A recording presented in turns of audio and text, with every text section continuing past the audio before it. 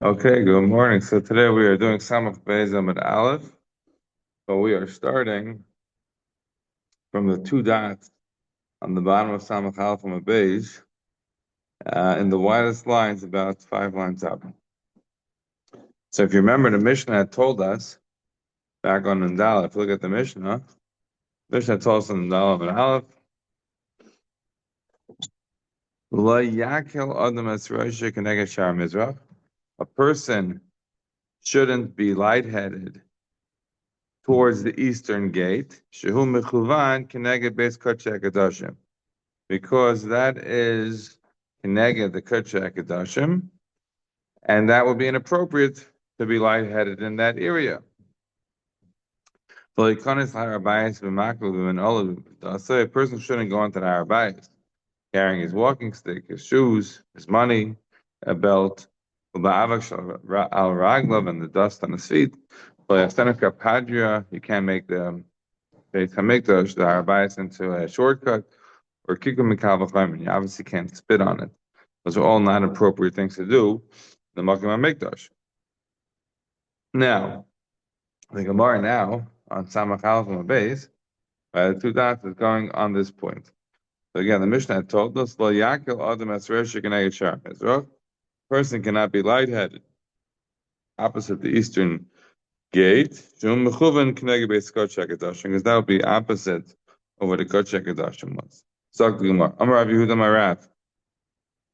Marav. So we are now coming along to explain what is this Isser that one has to be acting in appropriate fashion in an area near where the Beis HaMikdash is. So Amar Rabbi Rabbi Amar element at Seifim Ulufnim. This idea that a person may not act in a manner that is inappropriate to the area where the Beis HaMikdash is was only said from Harat Seifim. I assume it's Harat Seifim, right? In English, Mount Scopus. Right, tzefa means it's able to be seen. You're tzefa, you're able to see. Right, HaKadosh Baruch Hu's tzefa in his stories. He sees all the hidden things that we want to hide. So it sounds like what Rav is saying, that this isser of acting in a manner that's not so appropriate is not anywhere, but it's from a specific area where you could actually see the Beis HaMikdash or the Makom HaMikdash. So it's from tzefa milufnim. Uberaya, and when you're able to see it, meaning in other words, let's say this area has a valley, right, or a place where you can't see, so then it wouldn't apply. We're only talking about within a relatively compact space that has a proximity near the Harabayas. So again, Amar element at Seifim Lufnim. It's only talking about from Seifim, which I assume is Harat Seifim and closer in. Uberaya, it might not. Right, and we're talking about a situation where you're able to actually see the Harabayas. Now, Amar Abba Bray, the Rabbi Chia bar Abba, Hachem Rabbi Yechanan. So what did Rabbi Yechanan say about this? Something similar. Like Amar element at Seifim Lufnim, Uberaya, and he puts it another point. So it's from Seifim and closer. Uberaya, and you have to actually be able to see the Temple Mount. If it's in some sort of a valley or some area that would be deeper down, you won't be able to see. Ubeshe'ein geder, and when there's no fence blocking, right? In other words, let's say you're in an area where all things being equal, you should be able to see it, but now they've put an unnatural obstruction. They put a fence, but practically you don't see it. But in theory, if it was sort of the way it was initially created, then you would be able to see. So in such a situation, it sounds like for Rabbi Yechanan is even more machmer or makel, depending on your perspective, right? You really don't have to worry about it if you can't see it. Even if the reason you can't see is your mom is there, but it's obstructed by some wall, you still don't have to worry about it. And only during the time when the Shechina is Shara. Rashi explains, when is the time that the Shechina is Shara? Is Man Shabayis Khan, right? When there's the Beis HaMikdash. So when there's no Beis HaMikdash, none of this applies. So Rabbi Yechanan is much more makel, right, than Rav. Rav is saying, that you write it. And we said, okay, One is if you're not right, because you're in a crevice, you're in some sort of a valley or an area where you can't see. Or Rabbi Yochanan goes much step further, right? Not just right. Even if you're in an area where you should be right, but there's a guard there, there's some sort of a fence that's blocking you, then you're not responsible to worry about the harabais. Well, and if we're talking about Bisman Azeh, you don't have to worry about the whole thing. It's only Bisman Shabbat English kind. I want to point out, but I don't want to get off on a tangent, that this whole idea of being able to see the Temple Mount is almost contrary to what you would have thought or from other Mamar Chazal. Because other Mamar Chazal say, the Kamta v'alisa al hamakim, you go up to the place. And when there we learn out that the Beis HaMikdash is Lamala, right? It's the highest of all the places in Eretz Yisrael. This is already as I actually dealt with this in the summer, like 3 or 4 years ago. With this question is that there's a tshuva from the Radbaz. The Radbaz has a tshuva tries to explain that if you go to Eretz Yisrael today, literally go to Eretz Yisrael today, you'll see what I'm talking about. If you go to Har HaZeisim, go to Har HaZeisim, you have farm to go to in Har HaZeisim, and you'll see it. You could literally on Har HaZeisim have unobstructed view right into the Machma Mikdash. You're way higher. How could it be? And this whole thing is based upon the idea that you're able to see the Makam HaMikdash. How can you see the Makam HaMikdash? If it's higher than everything else, how could you see up? So, okay, maybe you want to say it doesn't mean literally sit inside, it just means you see the area. Maybe that's what this Gemara means. Fine. But just as a practical note, if you go to the Har HaZeisim, you can literally look down and you'll see it's significantly down. You see the Makam HaMikdash. How could it be? Says the Radbaz, he wants to answer that Yerushalayim is a tel. Right? Tel is one of those words that in Hebrew and English are the same. Right? In English, a tel is an archaeological site. Right? In Hebrew, a tel is an archaeological site. Vayisa tel olam. Right? It's the same exact word. What other words are like that? Tour. Right? If you want to go on a tour, you go spazier, go look at something. Tour. The word tour, which means to go tour, T-O-U-R in English, same exact word in Hebrew. Tour. You go look in Parshas Shalach. The word tour also means to go touring. It's the same word. So the Radbaz answers in the tshuva that really was as well once lower. But Yerushalayim was destroyed many times, right, and rebuilt. So the Makkah HaMikdash was destroyed, and they mamish, right? That's the pasuk tells us. Or are they a sideba? The mamish was ripped up all the way to the mamish. The bottom was destroyed.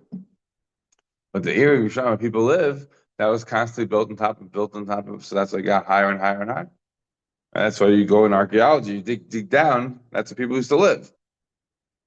They didn't live like under the ground, but because you're living civilization on top of civilization, so each civilization is building on top of the one that came before it. That's how you end up much, much higher. Whereas Yerushalayim was never rebuilt. That's why it remains low.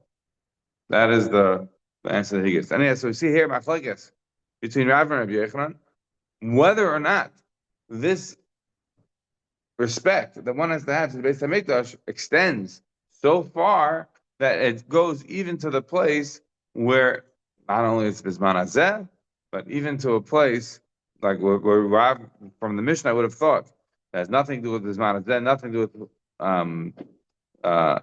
sort of that limitation of what you can physically see in terms of a fence and all this. Rabbi Yochanan is quite clearly very megal on this point. Here's the Gemara.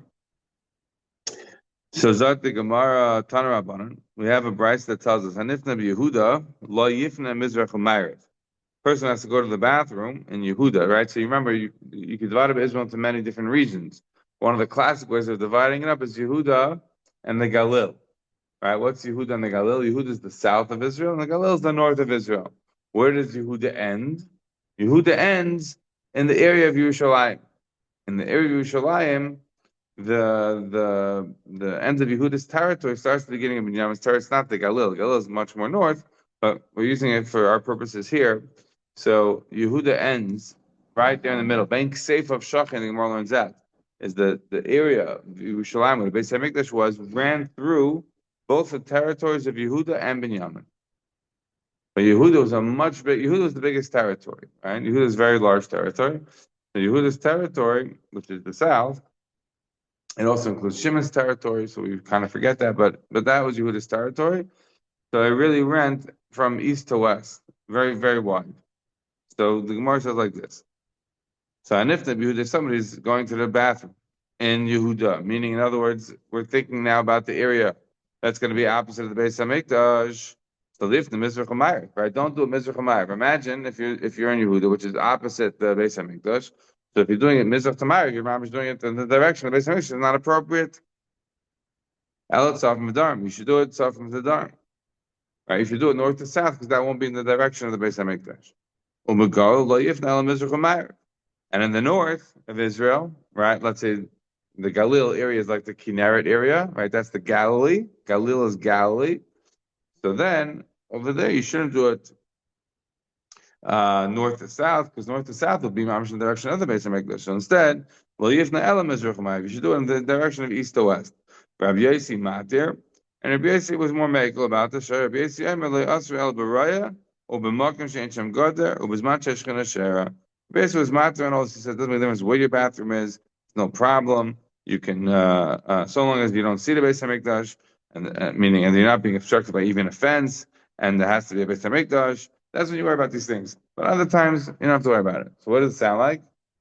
It sounds like Rabbi Yosi taking on the sheet of what?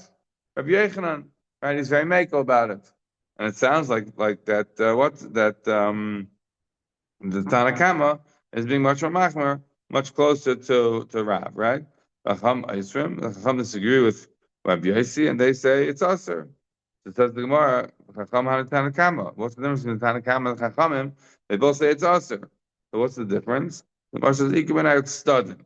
When you're not like literally opposite, when you're to the side, right? Yehuda is a big territory, so it's not the whole Yehuda is Mizrach Hamayr. So that's the difference is studded. So Rashi explains what does it mean the difference is studded when you're on the side. The Yehuda V'Galil when you're not directly north or south or east or west of the Beis Hamikdash. So in that situation, according to the Tanakhama, studded are also aser, right? But according to the Rabbanan, according to the Chachamim, it's only if you're directly opposite the Beis Hamikdash that we would say the studded is aser, but otherwise it will be mutter. Now, does anybody recall about other times we've talked about east to west and north to south? We've had it already twice in Brachos. All right, do you remember back? We go back to the beginning. I think it was it Hayam Beis? Yeah, Hayam Beis. Right, what do the Gemara tell us? That Abba ben Yamin said, Al Shnei Devar Me'isi Mitztayr Kol Yomai. He says, I was very bugged my whole life to make sure I did two things correct. What? Al Tfilos Lefnei Mitasi. Then I would daven Lefnei Mitasi. Again, what Lefnei Mitasi means you have to look over there in the Gemara. Al Mitasi Shetein Esunam and Saf on Darm. That my bed should be placed between the north and south directions, not in the east to west directions. So what was the reason for that? The Gemara doesn't say. The Gemara says that if somebody puts his bed in the north to south direction, so call Anesim Mitase, Ben Safon Dam, having the bottom Zacharim, he's going to have male sons. Last week we learned other reasons about that. We was talking the Gemara need the Lamed Aleph, other reasons. Right, but the Gemara says Tzfuncha Tamali Vietnam. If you're gonna the Tzfuncha, like Mishmash from here, north to south, is going to be creating children. Very wonderful. What was the reason for that? Now you should have your bed north to south, not east to west. So you looked at Rashi over there. So Rashi says Safon L'Darm. Rosh Magala says that Safon L'Darm. V'nir be'enai, Rashi says. How many times Rashi do that? Seems to me, says Rashi. She'ashchina b'mizrach ha'mayr. The Shechina is the east, the west direction. L'figach nochen lahasev derech tashmish l'ruchos acheres. If a person is going to be engaged in intimate activities, he should do it in a direction that's not going to be in the direction of the Beis Hamikdash. Is Abin Yamin telling you where he's living? I don't know. I don't know if you know where Abin Yamin lived.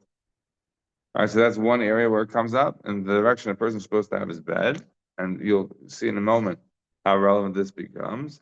And the second is where, this is relevant for all of us, and that is on Daf Was it Daf Lamed? Right? The Gemara told us what?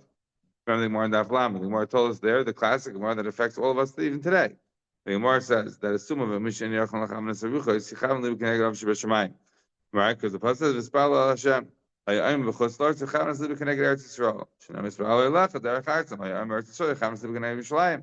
Shnei mispal Hashem derech ha'ir. Asher b'charta hayayim Yerushalayim sichav libu keneged Beis Hamikdash.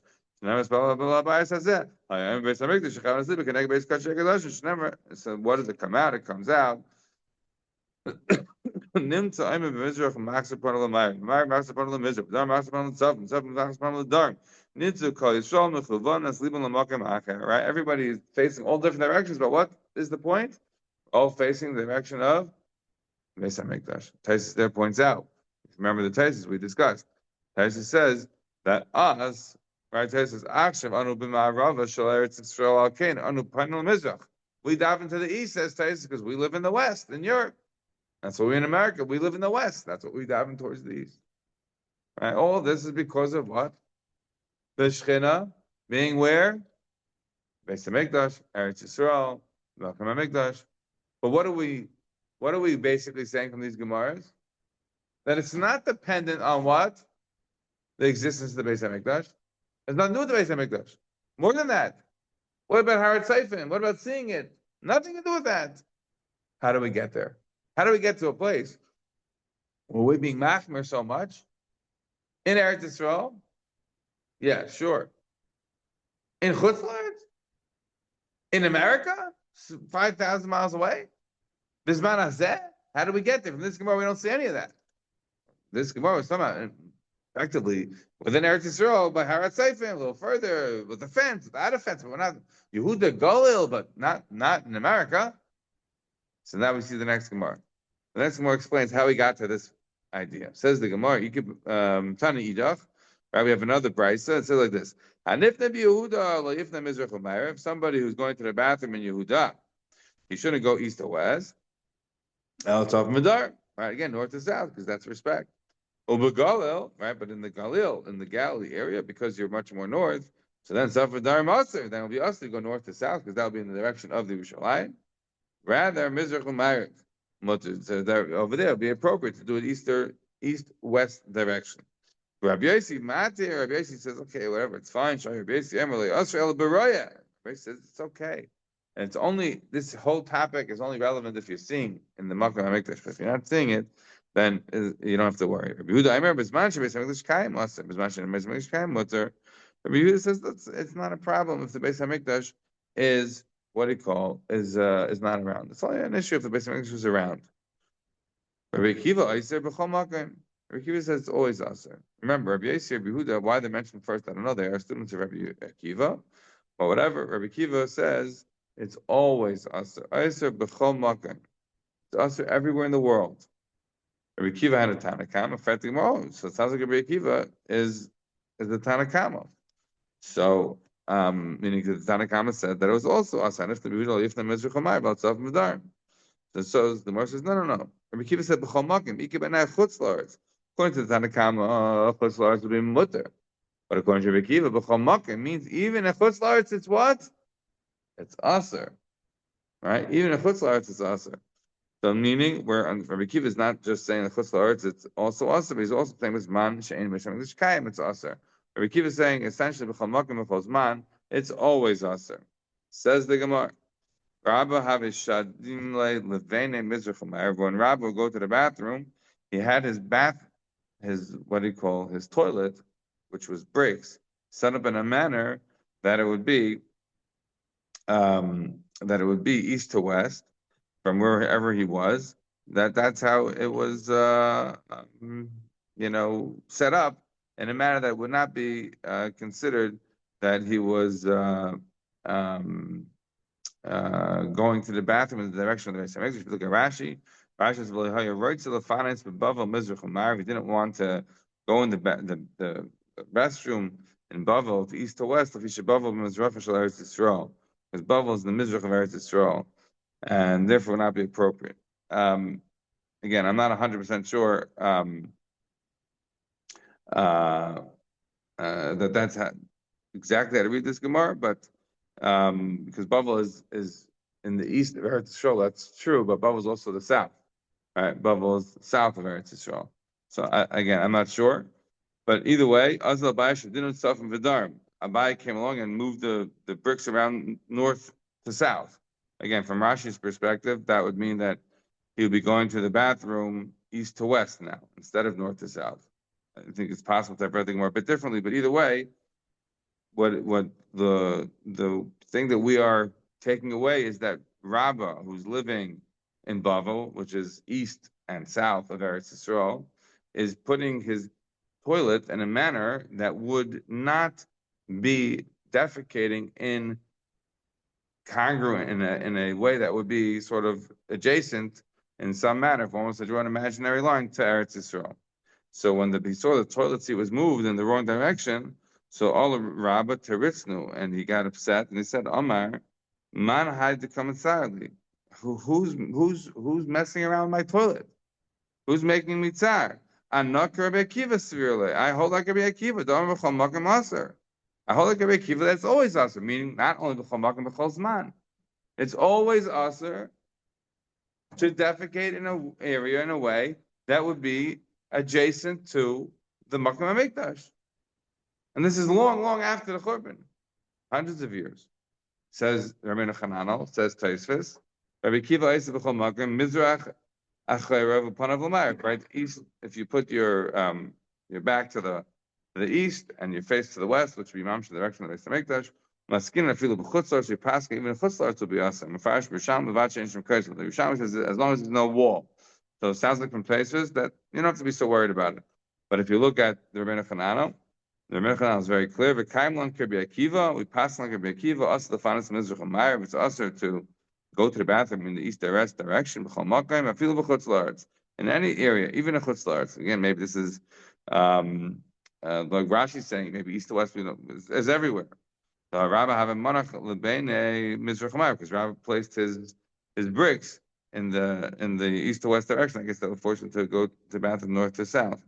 Again, not sure exactly how the toilets work, but the point being that there was a concern, and that concern applied even long after the Beis HaMikdash was destroyed, and in any area, even in Chutz La'aretz.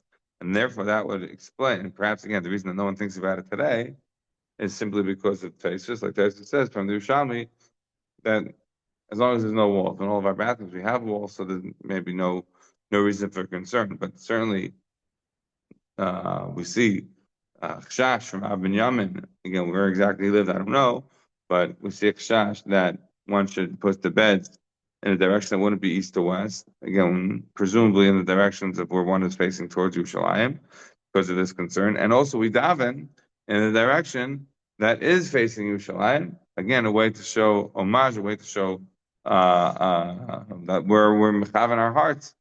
And the way some people understand is like all the tefillas, they go up to heaven, as it were, through the medium of going through the Makam HaMikdash. So you see this concern and this covet that we have to the Makam HaMikdash extended outside of the time the Mikdash was around, and outside of the bounds and the boundaries of Eretz Yisrael. Good? That's the basics over here. Now, we have to keep on going. Now we're at the top of the Gemara, top of the Amud on Samach Beis. Zok the Gemara. So you see the connection after the next Gemara. Tanya, Amir Rabbi Akiva, Rabbi Akiva said, Pam achas nechnasti achar Bishua lebesakisei. Once I went to the bathroom to look after Rabbi Shua, who's in the bathroom, to learn how he was going to the bathroom. And I learned out three things. And I saw that he was making me go to the bathroom in a north to south direction rather than east to west. Because again, of this comparative that we just had, and again, Rabbi Shua is living in a time, right, when there was still a Beis HaMikdash, and he's living in a time in Eretz Yisrael. So it could be that, right, Rabbi Akiva is an expansion of Rabbi Shua. It's not necessarily Rabbi Shua was in Chutz La'aretz, right, or after the Beis HaMikdash was destroyed. It could be it was in the time of Beis HaMikdash, and it was in Eretz Yisrael. But nevertheless, he learned from there that you have to go to the bathroom in the north to south direction, not the east to west. And I learned that you don't get undressed while you're standing. You are sitting. And I learned that you don't wipe yourself with your right hand, rather with your left. So Amalei Ben Azai, I'd kind of asked upon Rabbi Brachot, you Mam Shashim Mechutza, if you went to the bathroom to go look at your Rebbe, how's that appropriate? So Rabbi Kiva responded, Amalei Torah Yivaluman Ani Tzarech. This is Torah and I have to learn it. Now we get to another story. Tanya Ben Azai Eimer. So Ben Azai says, he says, once I went to the bathroom after Rabbi Kiva, and I learned three things from him. I learned that you don't go to the bathroom east or west direction. Again, the same point. I learned you don't get undressed while you're standing, only when you're sitting. I learned that you wipe yourself with your right hand, not with you do not wipe yourself with your right hand, only with your left hand. So Yehuda said to him, he asked upon him, and you went to the bathroom after your Rebbe. So as he responded, I'm Torah It's Torah and I have to learn it. Now, a couple of points. Number one, the idea of Torah is an unbelievable thing. It means that there's no area of Torah that's off limits, that is inappropriate to discuss. The Torah discusses everything. Why? Because the Arba Amos Shal Halacha, there's no part of life that is untouched. Every part of life, the Torah has something to say about it. That's number one. Number two, if the Torah has something to say about it, that somebody's really desirous of learning it, then by definition, such a person, whatever they're doing, is not chutzpah, it's not disgusting. It is part of Torah, even if it might look quite strange. Three, it's strange that the Gemara brings these two stories that, and if you look in the second story, from what I can tell, I've looked at this Gemara over the years a few times to try to answer this question of mine, and I don't have an answer, is Ben Azai is coming out after he went to the bathroom, hiding to see Rabbi Akiva, with literally the same exact lessons that Rabbi Akiva already taught. Ben Azai. There is no new lesson that Ben Azai learned. So why did Ben Azai go to the bathroom to follow Rabbi Akiva? He didn't come out with anything additional. I'm assuming that the argument that Ben Azai would have had is that I want to go to the bathroom to see if I'm going to find out anything additional. Turns out I only found out the same stuff. But that doesn't mean I shouldn't go to the bathroom. It's not like a kid came out and said, these are the lessons that I learned, and there's nothing else to learn in the bathroom. Maybe there's other things to learn. But I wanted to check that out. It came out that when he went to the bathroom, followed Rabbi Akiva, he only learned the same things Rabbi Akiva already learned. Right? So I don't think you can ask it, well, why was it necessary for him to go? He only came out with the same things. I think he probably went to see if there was anything else to learn, and he came out with the same ideas. That's my takeaway. Next story in the Gemara, and this is an unbelievable story. The Gemara tells us as follows. Rav Kahana, right? Everyone knows about Rav Kahana, right? The Gemara about Kahana Kufiyat Zayin. When Rav Kahana killed somebody, he was a student of Rav. Rav sent him to Eretz Yisrael. So this obviously happened before Rav Kahana killed that guy, so he's still there in Bavel. That's not our topic right now. But that guy was a Meiser. Rav Kahana, Ol Gana Tute Porya de Rav. So Rav Kahana went and hid underneath the bed of Rav. This is Rav's boudoir, Rav's bedroom. Shame v'sachak v'asa tzrakav. He heard that he was talking and laughing and doing his deeds. Says Rashi, what does it mean? Sach v'sachak. So Rashi says he was talking about with his wife. Sicha b'teila shel ritzoi tashmish v'asa tzrakav v'shemesh mitasei. So that's where Rav was. Rav decided to take Torah V'Luman Anitzarech one additional degree, not merely to go to the bathroom and sort of see what the rabbi does, but to go to the bedroom and see what the rabbi does. So, in the previous examples where Rabbi Akiva went to go follow Rabbi Yeshua, or where Ben Azai followed Rabbi Akiva, they didn't make their presence known. Right? In other words, Ben Azai told Rabbi Akiva, well, you have to go after Rabbi Yeshua. And by the way, I didn't mention it, Ben Azai could have been his son-in-law, according to the Gemara in Suba Samach Gimel. So it would have been even more interesting, right? But we don't know for sure. But you can imagine that Rabbi Akiva came out and said, I learned all these various things that Rabbi Akiva didn't discuss anything with Rabbi Yeshua. He came out and said this is what he learned when he had gone. Meaning, Rabbi Akiva wasn't embarrassed about it. He said, "This is what I did. And I'm telling you, this is the Torah I learned." But Rav Kahana takes it one step further. He's not silent during the event. While Rav is being intimate, Rav Kahana says, "Amalei dami puma abba kedula yisaraf tavshila." Right? A lot of people, it seems, called Rav Abba, right? Shmuel called him Abba. We already had a few times in Brachos. That was a term of respect. And I guess also Rav Kahana, even if Rav Kahana was a student and Shmuel was his chaver, nevertheless, he also called him Abba. So he says, it seems that the mouth of Abba is like somebody who's starving who has never eaten food, meaning that you're acting in a manner that is way too engaged. Says Rashi, "Ka'adam ra'ev," like a person who's hungry. K'moshe l'shimashtim mitascha me'elam. Like this is like the first time. Sha'atanoi kalas roish. Zel ta'avascha. That your mamish having such a taiva. You're acting such kalas roish. So Rav responds, Amrale, Kahana hacha? He says, Kahana, you're here? Kahana hacha? Poik, get out of here. It's not normal. Get out. So what did Rav Kahana respond? Amrale tari v'lo tzarech. Right? That is an unbelievable story. So Rav Kahana still remains a student. Like I said, eventually he kills somebody, and Rav, then he sends him away. But he didn't send him away for being a student here. He accepted the idea this was Tari Vilman and Yitzhak, which would be beyond the bounds of any decency. You can imagine, nevertheless, Rav Kahana did it, and Rav didn't throw him out.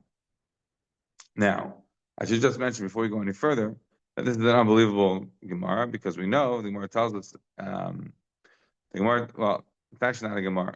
We know the Rambam tells us. The Rambam tells us about Rav, what the Gemara says in Sukkah about Rabbi Yechon and Chavches, that Rav was never Sak Sicha B'Tela in his whole life. Rashi tells us he was Sak V'Sak, he was talking Sicha B'Tela. Obviously, what that means is, when it comes to Rishon Tashmish, that's not considered Sicha B'Tela. That's number one. Number two, makes it even more unbelievable. They have a Gemara in Yevamah Samah Gimel. The Gemara tells us that Rav's wife was a witch. That Rav and his wife did not get along at all. That Rav, whenever he would ask his wife to make dinner, she'd make him the opposite of whatever he asked. Whatever he asked, she would do the opposite. And they had a terrible marriage. The Gemara tells us in Shabbos, Kufla, and Beis that when Rav Kahana was reading a certain pasuk, Rav was noged ve'esnach. He started, correcting, sighing. So Rav Kahana said, Shema Minu is bat lachem da Rav. Rav has reached a certain age. They didn't have medicines in those days where it was no longer engaged in intimate activities. The last part I'll just mention is the Gemara in Chagiga. Hey, the Gemara tells us there, an unbelievable line from Rav. Rav says, "Afilu sicha b'teila shel adam." Even one wasted word of a person is going to be magidim lo adam mishas misa. They're going to talk about it after death. So this is Rav, a person who's worried about even one word. According to, again, the Rambam tells us that Rav never walked a moment without tefillin, never saw sicha b'teila, and the Rambam is very clear. And nevertheless, here he is schmoozing with his wife. Clearly, and his wife was a witch. Clearly, what? That's not considered sicha b'teila. All right, we cannot move, stay here any longer. We have to go on. Says the Gemara. So the Gemara says, why is it that we're not allowed to wipe ourselves with our right hand? What's the reason for this? Because the Torah was given with the right hand. Right? Because the right hand is closer to the mouth. Again, we're talking here about righties, which is generally going to be the case for most people, although not all. Reish Lakish, Amar, because your right hand is what is tying the tefillin. Your left hand is the hand that the tefillin's on. Okay, but whatever. The right hand is the more important side. It says the Gemara of Nachum. Remember we just had the other day, right? We just had literally the other day that what the class about the kidneys. What do we say? You have two kidneys, right? One is Yartzil Taiva, one is Yartzil Ra. Mastarva the Taivli, right? The one on the right kidney is, which one is the right? Depends which direction you're standing in. If you're standing that direction, so that's the right. If you're standing behind, then that's not good. I have no idea how you decide which one is the right and the left, but nevertheless, at least in theory, the right is considered the better side. And we're trying to figure out what the main reason is. So we said already, because the Torah is given the right hand because it's closer to the mouth, because that's the hand that you tie the tefillin of Nachman Yitzchak. I love this one, right? Where Nachman Yitzchak says it's because that's the hand that you use to say that the Taimei Torah. Normally, Taimei Torah is Pesachim, Shabbos. Taimei Torah is what? The reasons for the Torah. That's not what it means here. Taimei Torah are the Taimim, the trap. Look at Rashi. Rashi tells you This is about Kriya's dream. This Rashi talks to you about how they used to do the trap, right? When I lane, I always hopefully look at the parsha before I get up there, so I know what's going on. But what happens if I didn't? So if you ever been to a shul where the guy who's landing doesn't know what he's landing, they have a guy next to him going like this and like this. Look at Rashi. Rashi says this is an old meaning. Says Rashi, Naginas time and bigger shall turn if you mixume. Venikim shabesefer mahagbas. Karl betziltzul nimas nagina shall pashtas bedarg of a shef mahabach. Moilach yodar lefi tam nagina. They move their hands according to the type of trub. Ra'isi b'kairim haboim me'eretz Yisrael. I saw this from the Bali Kriya that come from the land of Israel. They move their hands to tell you what the trub is. I find this Rashi very fascinating. That tells you, number one, Rashi met Bali Kriya from the land of Israel. Tells you that in those days people get out to land, they still didn't know how to land. That's nothing new. And it tells you that there is trub, which with these sort of directions already for quite a long time. And it was known everywhere. Okay, continues the Gemara.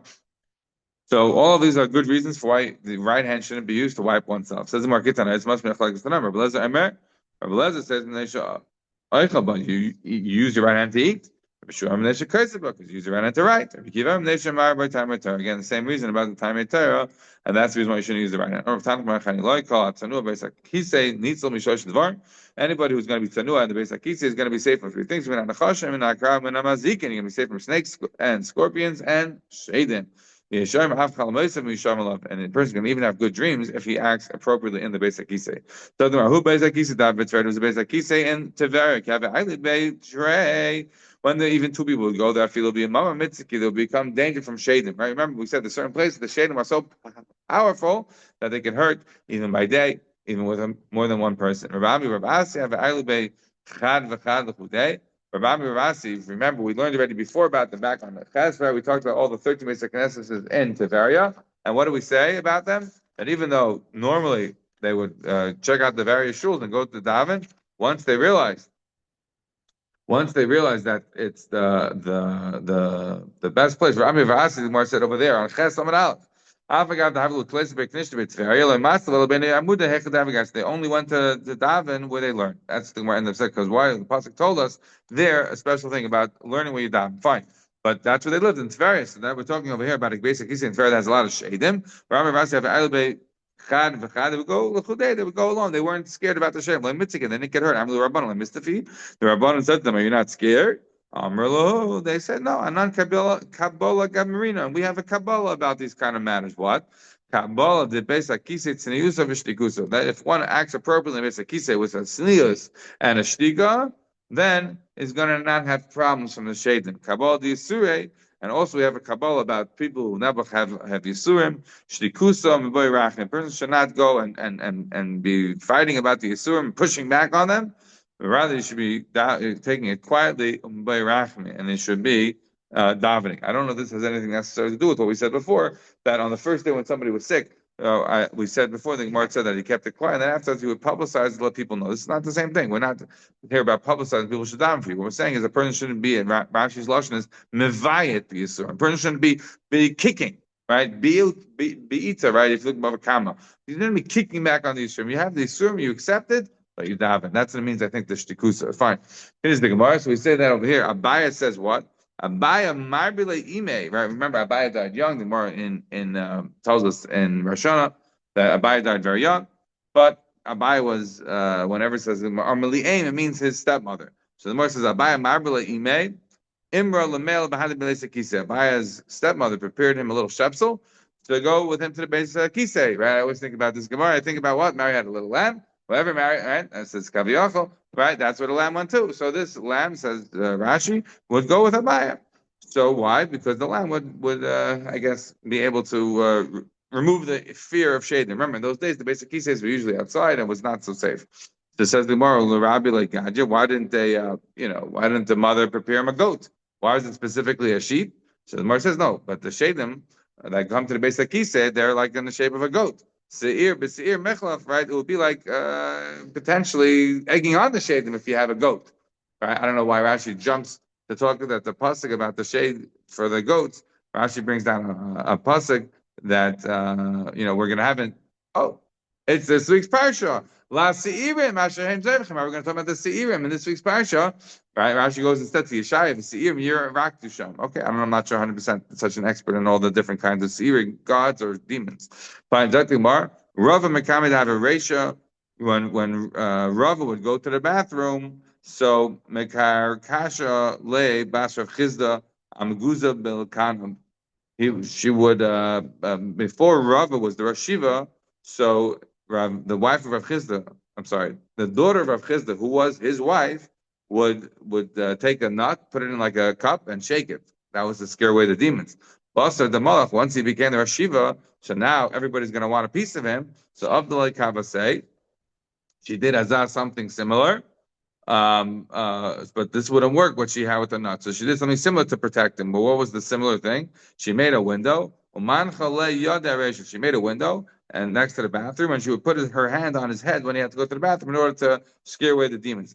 How exactly this worked, I don't know. But we have to stop over here just to mention before we stop. Just this Taisus here. So what do you mean? Before he was Malach, after he was Malach. So Taisus brings down the Gemara that we already had about Bar Hedya, and all the Rava didn't give the money. Rabbi gave the money. He got good pisrons, and Rava got bad pisrons.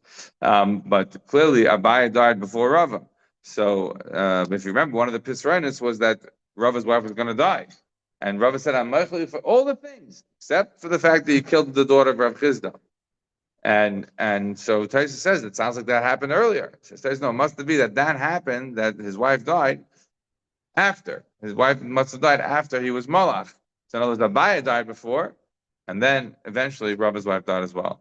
Even though the Gemara says to us in Rosh Hashanah, that the different ages of Rabba of the Gemara has a girsa there that Rava died at 40 and Abai died at 60. That cannot be correct. That it was Rava in that Gemara. That Gemara has to be the girsa of Rabba because the Gemara says that they're both bnei Eli, and therefore it's not talking about Rava. Okay, we'll have to stop here.